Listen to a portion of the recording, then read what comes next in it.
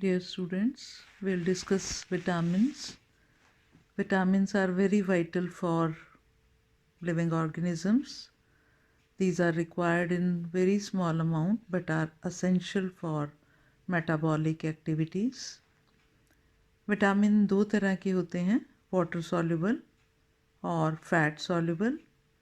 Fat soluble vitamins में vitamin A, D, ई और के आते हैं और वाटर सॉल्युबल विटामिन्स में सारे बी टाइप के विटामिन्स और विटामिन सी आते हैं। वाटर सॉल्युबल विटामिन्स में हम विटामिन B1 की बात करेंगे। पहले हम बात कर लें कि विटामिन्स की नॉलेज होने से हम अलर्ट हो जाते हैं कि डाइट में कितनी रिक्वायरमेंट है, क्या क्या सोर्सेस हैं विटामिन्स के, जिससे जो भी डेफिशिएंसी डिजीज़ विटामिन से होने वाली हैं वो नहीं होंगी, ताकि हम उसे पूरा डाइट में ले सकें। तो ये ध्यान रखते हुए इन डिजीज़ से बचा जा सकता है। तो विटामिन B1 के बारे में, जिसे थायमिन कहते हैं और ये वाटर सॉल्युबल विटामिन है, इसका स्ट्रक्चर में दो रिंग्स हैं। एक 6 मेंबर्ड रिंग जिसमें 2 नाइट्रोजन है, एक अमीनो ग्रुप लगा है और एक methyl group. Amino pyrimidine ring कहेंगे एक मिथाइल ग्रुप के साथ। और दूसरी 5 मेंबर्ड रिंग है जिसमें नाइट्रोजन और सल्फ़र दोनों हैं, इसीलिए इसे थायोजोलियम रिंग बोलते हैं। नाइट्रोजन पर पॉजिटिव चार्ज होता है, इसलिए ईएम वर्ड आ रहा है। और इस रिंग में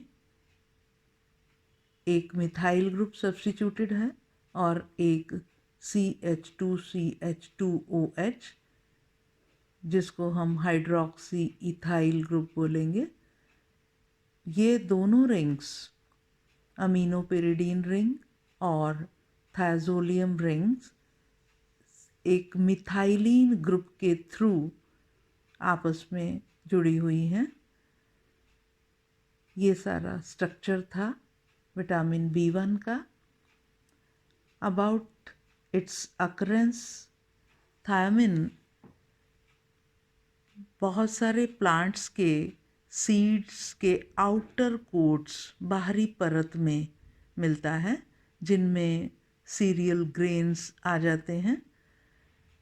अनपॉलिश्ड राइस और फूड जो होल व्हीट से बना होता है, ये अच्छे सोर्सेस हैं इस विटामिन के। एनिमल टिश्यूज़ और यीस्ट में थायमिन कोएंजाइम फॉर्म में, जो TPP है, थायमिन पायरोफॉस्फेट या को कार्बोक्सिलेज कहते हैं, उस फॉर्म में मिलता है। थायमिन पायरोफॉस्फेट में हम स्ट्रक्चर में देख रहे हैं, जहां हम थायोजोलियम रिंग में विटामिन B1 के स्ट्रक्चर की बात कर रही हूँ, CH2CH2OH ग्रुप देख रहे थे, वहाँ CH2CH2 के साथ O के थ्रू 2 फॉस्फेट ग्रुप्स जुड़े हैं, जिसे हम पूरे स्ट्रक्चर को थायमिन पायरोफॉस्फेट या को कार्बोक्सिलेज कहते हैं। ये इस विटामिन की कोएंजाइम फॉर्म है। About requirement of vitamin B1, animals को इनकी डाइट में recommended allowance 0.5 milligram per day पर 1000 कैलोरीज होता है विटामिन B1 का। और इसकी डेफिशिएंसी से एक डिज़ीज़ जिसको बेरी कहते हैं हो जाती है। और ये डिज़ीज़ बेरी दो तरह की है, ड्राई बेरी और वेट बेरी। ड्राई बेरी में मस्कुलर वीकनेस हो जाती है, मसल्स वीक हो जाती हैं, वेट लॉस हो जाता है और पेरिफेरल नर्व्स और सेंट्रल नर्वस सिस्टम में इन्फ्लामेशन यानी सूजन हो जाती है। वेट बेरी में एडेमा, जिसमें बॉडी के पार्ट्स में फ्लूइड डिपॉजिट हो जाता है और कार्डियक फंक्शन इम्पेयर्ड हो जाते हैं, यानी हार्ट की फंक्शनिंग में थोड़ा कमी आ जाती है। About biochemical function, thiamine pyrophosphate जो कि कोएंजाइम है alpha keto acid dehydrogenases, pyruvic decarboxylases, transketolases और फॉस्फोकीटोलेजेस एंजाइम का, ये यीस्ट में प्रेजेंट होता है टीपीपी, जिसकी वजह से पायरुविक एसिड का डीकार्बोक्सिलेशन यीस्ट कर सकती है। यीस्ट के अंदर जो इस कोएंजाइम के साथ एपोएंजाइम पार्ट डीकार्बोक्सिलेज जुड़ा होता है, वो पायरुविक एसिड की डीकार्बोक्सिलेशन करवाने में हेल्प करता है। एनिमल सेल्स के अंदर टीपीपी तो होता है जब थायमिन की सप्लाई एडिक्वेट फॉर्म में मिल रही हो, लेकिन उन सेल्स में जो एपोएंजाइम पार्ट है डीकार्बोक्सिलेज वो नहीं होता, जिसकी वजह से इन सेल्स में डीकार्बोक्सिलेशन का प्रोसेस ऑक्सीडेटिव डीकार्बोक्सिलेशन की मदद से हो पाता है। अब हम देखें कि थायमिन कैसे पायरुविक एसिड का डीकार्बोक्सिलेशन कर देता है। पायरुविक एसिड का formula CH3C double bond O COOH होता है। इसमें से कार्बन डाइऑक्साइड निकालकर थायमिन इसे एसीटल्डिहाइड में कन्वर्ट कर देता है, जिसमें थायाजोल रिंग पार्टिसिपेट करती है जो विटामिन B1 का हिस्सा थी। इस थायाजोल रिंग में हम नंबरिंग देख रहे हैं एटम्स की। सल्फ़र को नंबर 1, कार्बन नंबर 2, नाइट्रोजन पे नंबर 3 और अगले 2 कार्बन पर 4 और 5 नंबर दिए हैं। नंबर 2 का जो कार्बन है वहाँ से एक प्रोटॉन यानी H पॉजिटिव लूज़ होकर वो कार्बेनाइन की फॉर्म में आ जाता है। कार्बेनाइन जिसमें कार्बन पर नेगेटिव चार्ज होता है, और ये negatively charge carbon pyruvic acid के keto group C double bond O के कार्बन पर अटैक करके ऑक्सीजन पर नेगेटिव चार्ज ले आता है। ये नेगेटिवली चार्ज ऑक्सीजन एक प्रोटॉन H पॉजिटिव को एक्सेप्ट करके C सिंगल बॉन्ड OH में कन्वर्ट हो जाता है, और फिर ये जो पायरुवेट आयन थायाजोल रिंग के साथ नंबर 2 कार्बन पर सिंगल बॉन्ड के थ्रू जुड़ गया। इसमें से एक कार्बन डाइऑक्साइड निकल जाता है, यानी डीकार्बोक्सिलेशन स्टेप हो जाता है, और जो कार्बन कार्बन के बीच में सिंगल बॉन्ड पायरुविक एसिड में था, कार्बोक्सिलेट एनाइन और कार्बन के बीच में, ये इलेक्ट्रॉन C जो थायाजोल रिंग वाला कार्बन था उनके बीच में आ जाता है। C में थायाजोल रिंग और पायरुविक एसिड के कीटो ग्रुप के कार्बन में डबल बॉन्ड आ जाता है, और जो नाइट्रोजन और कार्बन के बीच में डबल बॉन्ड था वो नाइट्रोजन जो पॉजिटिवली चार्ज है थायाजोलियम रिंग में उसकी तरफ शिफ्ट हो जाता है, जिससे नाइट्रोजन पर लोन पेयर ऑफ इलेक्ट्रॉन की अवेलेबिलिटी हो जाती है। और जब ये लोन पेयर ऑफ इलेक्ट्रॉन वापस नाइट्रोजन और नंबर 2 कार्बन के बीच में आता है तो कार्बन नंबर 2 ऑफ थायजोल रिंग और पायरविक एसिड के कार्बन के बीच में जो डबल बॉन्ड था वो pi electron carbon of pyruvic acid की तरफ आकर कार्बन पर नेगेटिव चार्ज, और ये नेगेटिवली चार्ज कार्बन एक प्रोटॉन को एक्सेप्ट कर लेता है। इसके बाद डिसोसिएशन स्टेप में पायरविक एसिड का जो COH बॉन्ड था, OH के बीच का O और H के बीच के इलेक्ट्रॉन C और O के बीच में, और C से थायजोल रिंग के कार्बन पर वापस नेगेटिव चार्ज देकर एसीटल्डिहाइड की तरह बाहर निकल जाता है। इस दौरान एक प्रोटॉन लूज हो जाता है। तो इस तरह से हमने देखा कि पायरविक एसिड एसीटल्डिहाइड में कन्वर्ट हो जाता है थायामिन की थायाजोल रिंग की वजह से। तो इस तरह से विटामिन B1 ने डीकार्बोक्सिलेशन का स्टेप पायरविक एसिड में से कार्बन डाइऑक्साइड रिलीज करवाने का काम डीकार्बोक्सिलेजेस एंजाइम का कोएंजाइम पार्ट बनकर पूरा किया, और ये कोएंजाइम पार्ट TPP था, थायमिन पायरोफॉस्फेट, जिसकी थायजोल मॉइटी में ने इसमें पार्टिसिपेट किया।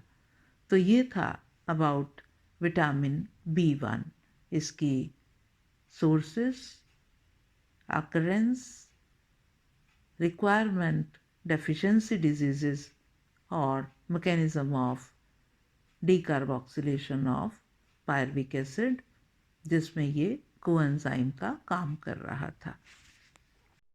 नेक्स्ट हम लेंगे विटामिन B2, जिसे राइबोफ्लेविन कहते हैं, और ये वाटर सॉल्युबल विटामिन है। इसके स्ट्रक्चर को हम देखें, इसमें 3 6 मेंबर्ड रिंग्स फ्यूज्ड हैं। इस सिस्टम को डाई मिथाइल आइसोएलॉक्साजिन पार्ट बोलते हैं।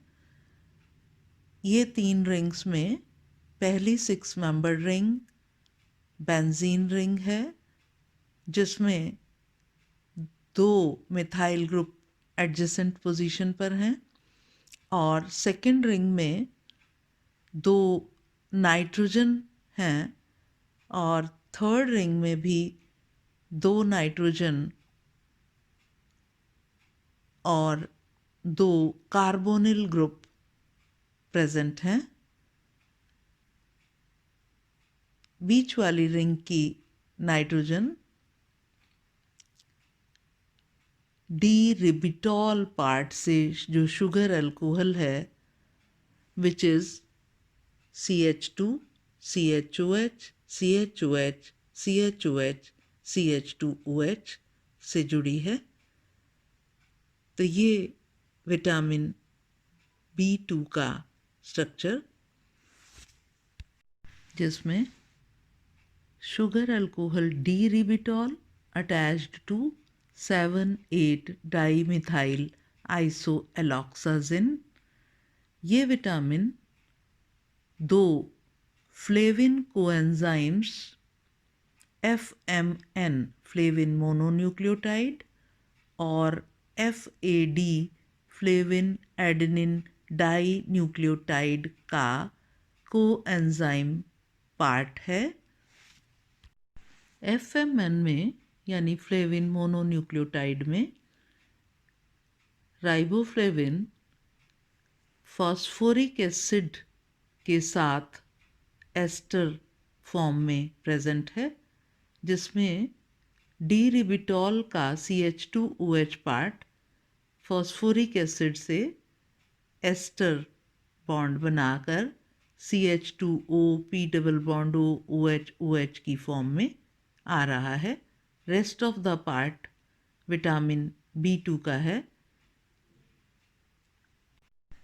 FAD यानी फ्लेविन एडेनिन डाई न्यूक्लियोटाइड में FMN का फॉस्फेट ग्रुप AMP यानी एडिनोसिन मोनोफॉस्फेट जो एडेनिन, राइबोज और फॉस्फेट ग्रुप से जुड़ा है,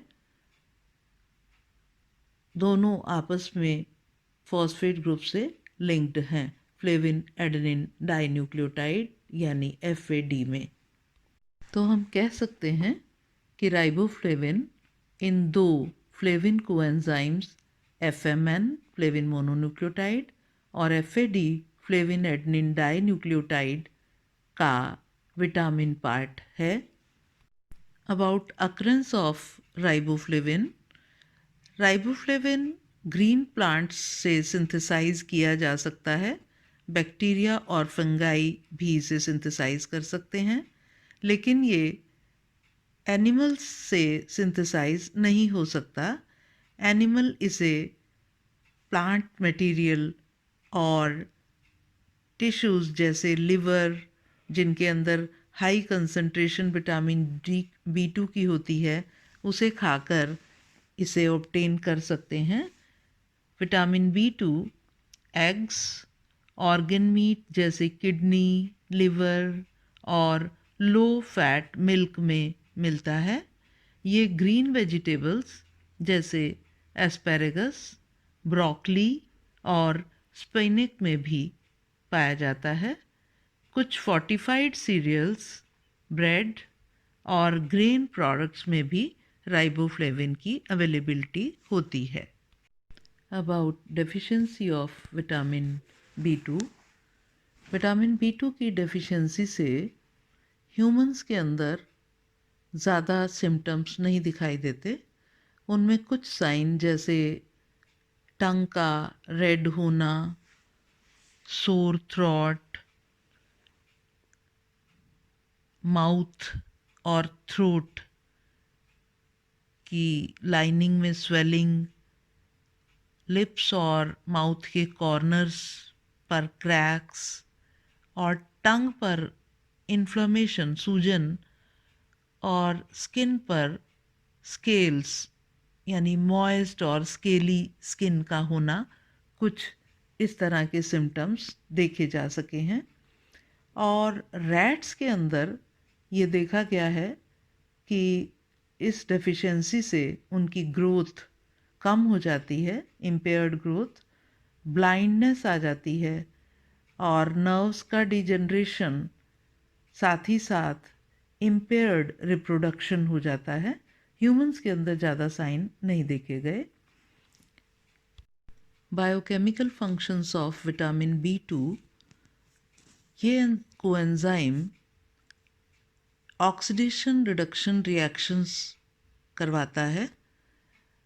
हम देख रहे हैं जो आइसोएलॉक्साजिन रिंग में बीच वाली रिंग का नाइट्रोजन जो डबली बॉन्डेड है और किनारे वाली रिंग का नाइट्रोजन जो डबली बॉन्डेड है, दोनों एक एक हाइड्रोजन लेकर सिंगल बॉन्ड NH में कन्वर्ट हो जाते हैं। Means this part of vitamin B2 isoalloxazine ring का दो हाइड्रोजन गेन करके रिड्यूस होकर कलरलेस फॉर्म में कन्वर्ट हो जाता है। ये ऑक्सीडाइज्ड फ्लेविन पहले येलो कलर का था, जिससे ये ऑक्सीडेशन रिडक्शन प्रोसेस करवा पाते हैं। और we can say oxidoreductases enzymes के लिए ये कोएंजाइम का काम करते हैं। नेक्स्ट वाटर सॉल्युबल विटामिन है विटामिन B3, जिसको नियासिन या निकोटिनिक एसिड भी कहते हैं। इसी विटामिन की एक दूसरी फॉर्म निकोटिनामाइड या नियासिनामाइड है। निकोटिनिक एसिड में या नियासिन में पिरिडीन रिंग क्या होती है? जैसे बेंजीन रिंग में एक कार्बन की जगह अगर नाइट्रोजन को रिप्लेस कर दिया जाए तो ये पिरिडीन रिंग बोलते हैं।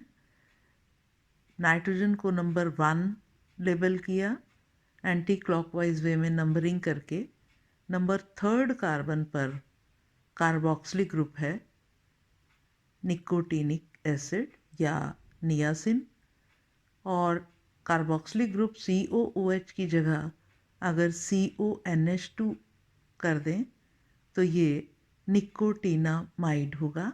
This is about structure of this compound, that is nicotinic acid and nicotinamide. Niacin की अक्रेंस के बारे में, ये वेजिटेबल सोर्सेस जैसे mushrooms, avocado, green peas, brown rice, peanuts, potato और टमाटोज़ में मिलता है. और इसके अलावा non vegetarian sources liver, fish, poultry वगैरह हैं. इस विटामिन की coenzyme forms NAD positive, nicotinamide adenine dinucleotide, या DPN पॉजिटिव जिसे डाइफॉस्फोपिरिडीन न्यूक्लियोटाइड कहते हैं. NAD पॉजिटिव में एक निकोटिनामाइड राइबोज शुगर के साथ और एक फॉस्फेट ग्रुप के साथ न्यूक्लियोटाइड फॉर्म में, और दूसरा nucleotide adenine as base, ribose sugar और फॉस्फेट ग्रुप. ये दोनों न्यूक्लियोटाइड्स आपस में फॉस्फेट ग्रुप्स के थ्रू जुड़े हुए हैं NAD पॉजिटिव में. और एडेनिन न्यूक्लियोटाइड के राइबोज शुगर के नंबर 2 पोजीशन पर OH की जगह अगर एक फॉस्फेट ग्रुप इंट्रोड्यूस कर दिया जाए तो ये NADP positive nicotinamide adenine dinucleotide phosphate या ट्राइफॉस्फोपिरिडीन न्यूक्लियोटाइड TPN पॉजिटिव कहलाता है. तो दो कोएंजाइम फॉर्म्स इस विटामिन की, NAD पॉजिटिव और NADP पॉजिटिव, जिन्हें DPN पॉजिटिव या TPN पॉजिटिव रिस्पेक्टिवली के नाम से भी जानते हैं. नियासिन की डेफिशिएंसी से 3Ds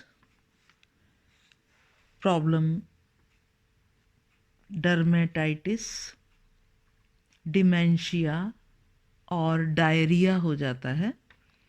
तीनों D से स्टार्ट हो रहे हैं इसलिए इन्हें 3Ds कहा जाता है. कलेक्टिवली इन तीनों को पेलेग्रा कहते हैं.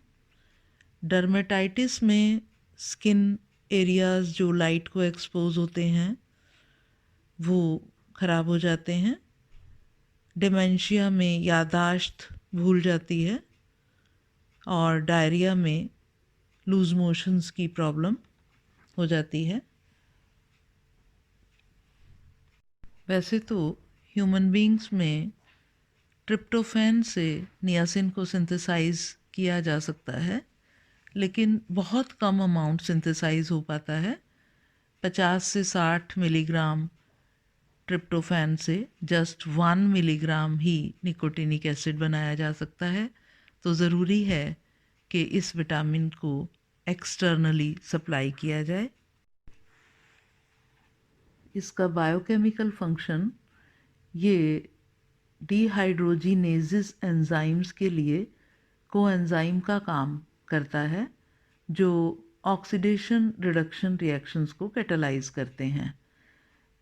इनको को सबस्ट्रेट्स भी कहते हैं और इनका एग्जाम्पल ये जैसे इथेनॉल को एसिटल्डिहाइड में कन्वर्ट कर सकते हैं with the help of NAD positive जो कोएंजाइम फॉर्म है इस विटामिन की. इथेनॉल से एसिटल्डिहाइड बन जाता है NAD पॉजिटिव की हेल्प से, और NAD positive NADH plus H positive में रिड्यूस हो जाता है. हम देख रहे हैं कि निकोटिनिक एसिड विटामिन B3 जो NAD पॉजिटिव और NADP पॉजिटिव के लिए कोएंजाइम की फॉर्म में है। ये alcohol dehydrogenase, isocitric dehydrogenase, glycerol phosphate dehydrogenase, lactic dehydrogenase, malic enzyme, glyceraldehyde 3 phosphate dehydrogenase, glucose 6 phosphate dehydrogenase, glutamic dehydrogenase और एसिटल्डिहाइड डिहाइड्रोजिनेज एंजाइम्स के लिए काम करता है। अब हम विटामिन B6 की बात करते हैं। विटामिन B6 एक ग्रुप है जिसमें 3 कंपाउंड्स हैं, पिरिडॉक्सल, पिरिडॉक्सिन एंड पिरिडॉक्सामीन। इसे B6 ग्रुप भी कहा जाता है। पिरिडॉक्सिन में पिरिडीन रिंग के नंबर 4 पोजीशन पर CH2OH है, पोजीशन 2 पर मिथाइल, 3 पर OH ग्रुप और 5 पर हाइड्रोक्सी मिथाइल ग्रुप है। पिरिडॉक्सल और पिरिडॉक्सामीन में भी पोजीशन नंबर 2 पर मिथाइल, 3 पर OH ग्रुप और 5 पर CH2OH group hydroxy methyl group हैं। ये तीनों में कॉमन है, लेकिन नंबर 4 पोजीशन पर जहाँ पिरिडॉक्सिन में CH2OH ग्रुप है, पिरिडॉक्सल में CHO है, जैसा कि नाम से ही Al से इंडिकेट हो रहा है, एल्डिहाइड ग्रुप है। और पिरिडॉक्सामीन में नंबर 4 पर CH2NH2 ग्रुप होता है। About occurrence of vitamin B6 group, ये तीनों फॉर्म्स एनिमल और प्लांट सोर्सेस में डिस्ट्रीब्यूटेड होती हैं। सीरियल ग्रेन्स इस विटामिन के रिच सोर्स हैं। पिरिडॉक्सिन के अलावा पिरिडॉक्सल और पिरिडॉक्सामीन नेचर में इनके फॉस्फेट डेरिवेटिव्स के फॉर्म में होते हैं, जो इस विटामिन की कोएंजाइम फॉर्म्स हैं। इंजेस्टेड पिरिडॉक्सिन भी लिवर में जाकर पिरिडॉक्सल फॉस्फेट में कन्वर्ट हो जाता है।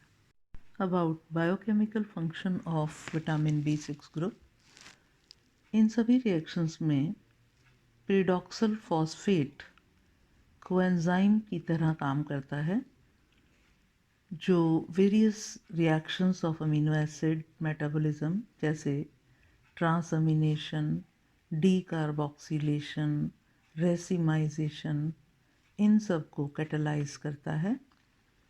इन सब रिएक्शंस के अंदर कोएंजाइम पार्ट तो पिरिडॉक्सल फॉस्फेट ही रहता है, लेकिन एपोएंजाइम पार्ट सभी रिएक्शंस में अलग अलग होता है। वो स्पेसिफिक एपोएंजाइम होता है। आपको मैंने बताया कि कोई भी एंजाइम 2 पार्ट से बना है, एपोएंजाइम और कोफैक्टर। जो कोफैक्टर है वो नॉन प्रोटीन मॉइटी होती है, जो प्रोस्थेटिक ग्रुप, कोएंजाइम या कोई मेटल एक्टिवेटर हो सकता है। और जो एपोएंजाइम पार्ट है एंजाइम का, वो प्रोटीन पार्ट होता है। तो हम कह सकते हैं कि इन सब रिएक्शंस में ट्रांसअमीनेशन, डीकार्बोक्सिलेशन और racemisation of amino acids, apoenzyme part यानी प्रोटीन पार्ट अलग अलग होता है, लेकिन नॉन प्रोटीन पार्ट यानी कोएंजाइम पार्ट सभी में पिरिडॉक्सल फॉस्फेट होता है। अब हम एग्जाम्पल्स देखें। ट्रांसअमीनेशन रिएक्शन में जैसे ग्लूटामिक एसिड है, COOH, CHNH2, CH2, CH2, COOH। Glutamic acid से अमीनो ग्रुप किसी दूसरे कीटो एसिड में ट्रांसफ़र हो सकता है इन एंजाइम्स की प्रेजेंस में। कीटो एसिड यहाँ पर ऑक्सैलो एसिटिक एसिड दिया गया है, COOH, C double bond O, CH2COOH। Amino group glutamic acid से ऑक्सैलोएसिटिक एसिड के कीटो ग्रुप पर ट्रांसफ़र कर दिया जाता है, जिससे ग्लूटामिक एसिड में अमीनो ग्रुप की जगह कीटो ग्रुप आ जाता है और ये alpha keto glutaric acid COOH C double bond O CH2 COOH में कन्वर्ट हो जाता है।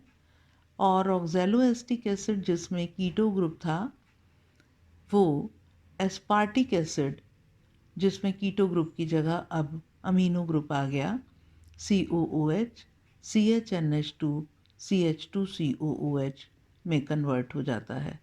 तो हमने देखा अमीनो ग्रुप का ट्रांसफ़र किसी कीटो एसिड में होने से अमीनो एसिड कीटो एसिड में कन्वर्ट हो जाता है और कीटो एसिड अमीनो एसिड में कन्वर्ट हो जाता है।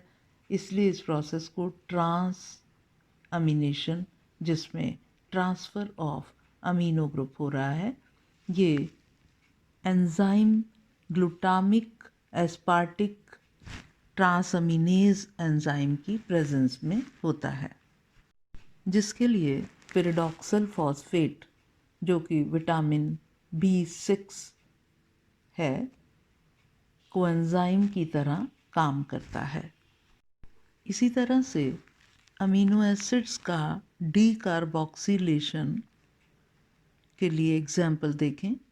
Glutamic acid COOH CHNH2 CH2 COOH, इसका carboxylic group COOH carbon dioxide की फॉर्म में इसमें से निकल जाता है और ये प्रोसेस ग्लूटामिक डीकार्बोक्सिलेज एंजाइम की प्रेजेंस में हो रही है। इसके लिए भी कोएंजाइम पार्ट पिरिडॉक्सल फॉस्फेट ही है, यानी विटामिन B6 ग्रुप से है। और जो प्रोडक्ट मिलता है वो है alpha gamma amino butyric acid CH2NH2 CH2 COOH। इसमें डीकार्बोक्सिलेशन यानी कार्बन डाइऑक्साइड का रिमूवल हुआ इसी कोएंजाइम की मदद से। और नेक्स्ट रिएक्शन रेसिमाइजेशन में एक एनेंटियोमर दूसरे एनेंटियोमर में कन्वर्ट हो जाता है।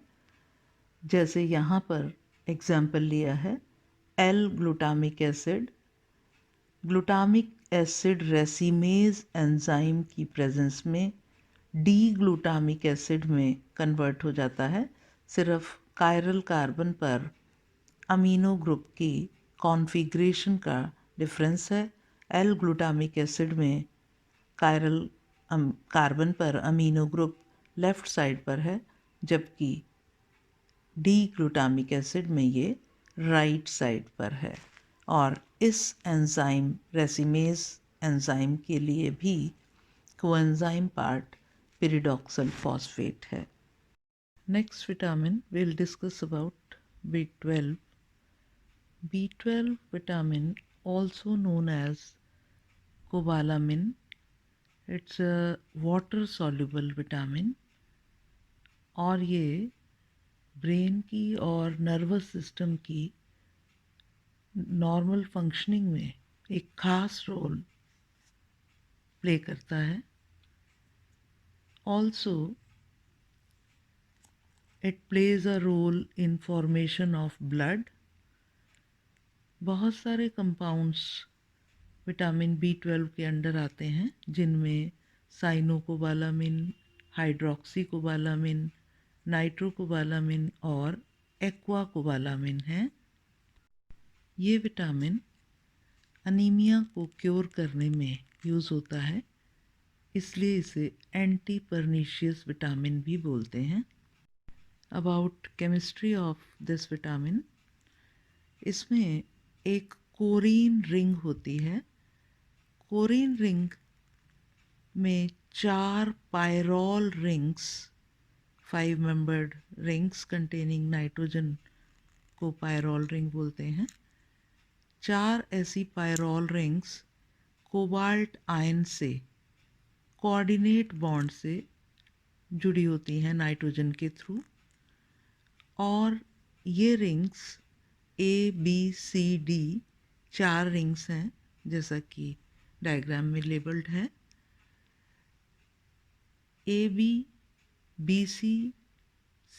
रिंग्स मिथाइलिन ग्रुप यानी CH2 ग्रुप के थ्रू आपस में नंबर 5th पोजीशन पर, 10th पोजीशन पर और 15th पोजीशन पर अटैच्ड हैं।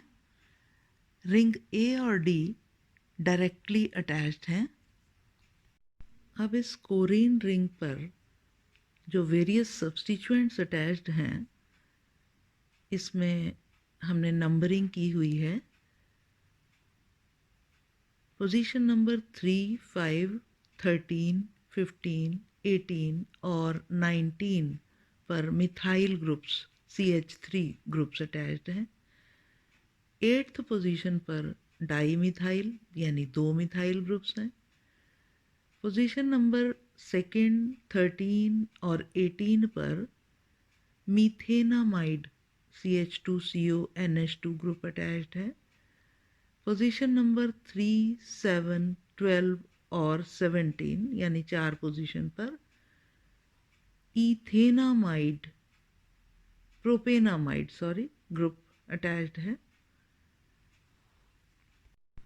कोबाल्ट आयन 5,6 डाईमिथाइल बेंजीमिडाजोल, जिसमें एक benzene ring, imidazole ring 5 member ring containing 2 nitrogen के साथ अटैच्ड है, और ये इमिडाजोल रिंग का नाइट्रोजन राइबोस के नंबर 1 कार्बन से और राइबोस का नंबर 3rd कार्बन का हाइड्रोक्सिल ग्रुप फॉस्फेट ग्रुप के साथ एस्टेरिफाई हो रहा है, और फॉस्फेट का ऑक्सीजन आइसोप्रोपाइल कार्बन के through number 3rd position corrin ring का उसके साथ जो प्रोपेनामाइड ग्रुप है उसके नाइट्रोजन से अटैच्ड है। कोबाल्ट के साथ साइनोकोबालामिन में एक साइनाइड ग्रुप, हाइड्रोक्सीकोबालामिन में CN की जगह OH ग्रुप, नाइट्रोकोबालामिन में नाइट्राइट ग्रुप और एक्वाकोबालामिन में एक वाटर का मॉलिक्यूल अटैच होते हैं। ये स्ट्रक्चर थोड़ा कॉम्प्लेक्स है, लेकिन अगर हम इस तरह से कोरीन रिंग का स्ट्रक्चर लर्न करके और वेरियस नंबरिंग्स पर ये सब्स्टिट्यूएंट्स को याद करें तो आसानी से हम इसे ड्रॉ कर पाएंगे। विटामिन B12 का recommended dietary allowance RDA childrens में 1.2 माइक्रोग्राम पर डे और एडल्ट्स में 2.4 माइक्रोग्राम्स पर डे होता है। B12 के sources egg, meat, poultry, shellfish, milk और मिल्क प्रोडक्ट्स हैं। प्लांट्स में ये नहीं मिलता। विटामिन B12 की डेफिशिएंसी से हेल्दी रेड ब्लड सेल्स में कमी आ जाती है, क्योंकि ब्लड की फॉर्मेशन में हमने देखा इसे ये मदद करता है B12, जिसे अनीमिया की कंडीशन कहा जाता है। नर्वस सिस्टम भी इसकी डेफिशिएंसी से अफेक्ट हो जाता है, जिसकी वजह से लो एनर्जी और फटीग, थकावट, डिप्रेशन भी हो जाता है, एंग्जाइटी की कंडीशन, मूड डिसऑर्डर्स और मेमोरी लॉस भी हो जाता है। साइनोकोबालामिन परनीशियस अनीमिया को ट्रीट करने में, हाइड्रोक्सीकोबालामिन एंटीडोट है साइनाइड की पॉइजनिंग में, और मिथाइल कोबालामिन पेरिफेरल न्यूरोपैथी को ट्रीट करने में मदद करता है। About biochemical function of vitamin B12, vitamin B12 से पहले इसका कोएंजाइम, एक स्पेसिफिक B12 कोएंजाइम सिंथेटेज की प्रेजेंस में बनाया जाता है और ये कोएंजाइम 4 तरह के रिएक्शंस दिखाता है। पहली टाइप जिसमें मिथाइल मैलोनिल कोए से सक्सीनाइल कोए का इंटरकन्वर्जन, दूसरी टाइप जिनमें डायोल्स जिनमें 2 OH ग्रुप होते हैं, अल्कोहल्स जिनमें 2 OH ग्रुप होते हैं, उनमें से पानी निकाल के डायोल डिहाइड्रेज का काम, जैसे एल्डिहाइड का बनना पानी की रिमूवल के साथ। तीसरे रिएक्शन जिनमें कार्बन नाइट्रोजन बॉन्ड का क्लीवेज होता है और लाइसिन म्यूटेज बनता है। चौथी टाइप के रिएक्शन जिनमें मिथाइल ग्रुप का एक्टिवेशन होता है और मिथियोनिन की फॉर्मेशन होती है। तो ये थे biochemical role of vitamin B12। Next is vitamin C, known as ascorbic acid. It is also water soluble vitamin, but it is the only water soluble vitamin that lacks a known coenzyme function.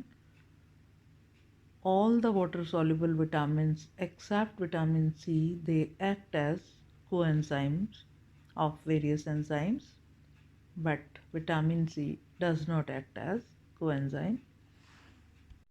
इसका structure carbohydrates के हेक्सोसिस से resemble करता है। इसमें भी 6 carbon की chain, जिसमें first और फोर्थ कार्बन ऑक्सीजन के थ्रू लिंक्ड हैं। पहला कार्बन C+O की फॉर्म में, दूसरे और तीसरे पर OH ग्रुप लेफ्ट साइड पर, चौथा कार्बन तो रिंग फॉर्मेशन में फर्स्ट के साथ इन्वॉल्व है और 5वें कार्बन पर L ascorbic एसिड में OH लेफ्ट साइड पर और लास्ट कार्बन CH2OH की फॉर्म में होता है। विटामिन C की अकरेंस के बारे में, ये सभी सिट्रस फ्रूट्स जैसे ऑरेंजेस, मौसमी, लेमन, कीनू वगैरह में मिलता है और दूसरे फ्रूट्स जैसे कीवी, आंवला, कई वेजिटेबल्स, पोटैटो, टमाटो और पेपर्स में मिलता है। प्लांट्स और एनिमल्स इसे डी ग्लूकोज से सिंथेसाइज कर सकते हैं, लेकिन मैन और गिनी पिग में ये सिंथेसिस नहीं हो सकते क्योंकि इनके अंदर जो एंजाइम ग्लूकोज को एस्कॉर्बिक एसिड में कन्वर्ट करवाता है, एल ग्लूकोनोक्सीडेज, वो मिसिंग होता है। विटामिन C की डेफिशिएंसी से स्कर्वी डिजीज़ हो जाती है, जिसमें एडेमा हो जाता है और स्कर्वी में ब्लीडिंग गम्स, मसूड़ों में से खून का निकलना, वीकनेस हो जाती है, फटीग हो जाती है यानी जल्दी थक जाते हैं और स्किन पर रैशेस हो जाते हैं। जैसा कि अभी पहले जिक्र किया कि ये ऐसा वाटर सॉल्युबल विटामिन है जो कोएंजाइम की तरह फंक्शन नहीं करता, लेकिन ये स्ट्रॉन्ग रिड्यूसिंग एजेंट की तरह काम करता है। ये इजीली ऑक्सीडाइज्ड फॉर्म में कन्वर्ट हो सकता है, जिसे डिहाइड्रो एस्कॉर्बिक एसिड कहते हैं। कार्बन नंबर 2 और 3 से एक एक हाइड्रोजन के निकलने से जो COH ग्रुप्स थे सेकंड और थर्ड कार्बन पर, वो C+O में कन्वर्ट हो जाते हैं। ये dehydro ascorbic acid form oxidized form है एस्कॉर्बिक एसिड की, और ये ऑक्सीडाइज्ड फॉर्म आसानी से रिड्यूस्ड फॉर्म में यानी एस्कॉर्बिक एसिड में ग्लूटाथायोन GSH की मदद से कन्वर्ट किया जा सकता है। तो ये 2 forms reversible oxidation reduction system constitute करते हैं। मोरोवर ये hydroxylation of para hydroxy phenyl pyruvic acid का होमोजेनिस्टिक एसिड में लिवर में कन्वर्जन करवाने में और एड्रिनल्स में डोपामीन का कन्वर्जन नॉरएपिनेफ्रिन का करवाने में फंक्शन करता है। ये विटामिन हीट सेंसिटिव है और कुकिंग करने में डिस्ट्रॉय हो जाता है। इस प्रोसेस में लगभग 70% vitamin C that gets lost. इसी वजह से कच्ची सब्जियों में और फ्रूट्स में ये विटामिन भरपूर मात्रा में अवेलेबल रहता है, जिसको लिया जा सकता है।